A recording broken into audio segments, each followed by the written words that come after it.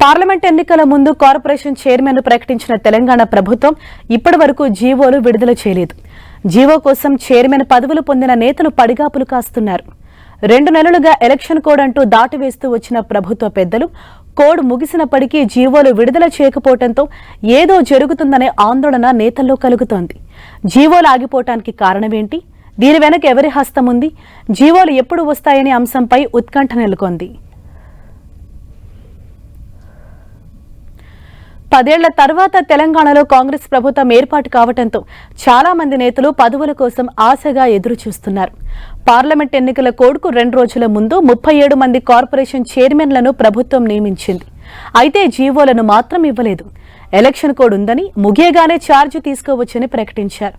కానీ కోడ్ ముగిసి వారం రోజులు అవుతున్నా ఇప్పటి వరకు జీవో ఊసే ఎత్తడం లేదు. దీంతో లిస్టులో ఉన్న నేతలంతా ఇంకెప్పుడు జీవోలు ఇస్తారని కళ్లు కాయలు కాచేలా ఎదురు చూస్తున్నారు. నిజానికి పార్లమెంట్ ఎన్నికల కోడ్ ముగిసిన మరుసటి రోజే జీవోలుస్తాయని ప్రభుత్వ పెద్దలు చెప్పారని తెలుస్తోంది.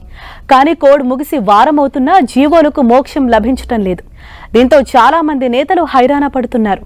కొన్ని మార్పులు చేర్పులే కారణమని ప్రచారం జరుగుతుండటంతో లిస్ట్ నుంచి పేరు ఎక్కడ తొలగిస్తారో అనే ఆందోళన చెందుతున్నారు. మంత్రులు కూడా కొందరికి చైర్మన్ పోస్టులు ఇవ్వటం పట్ల అభ్యంతరం వ్యక్తం చేశారని తెలుస్తోంది.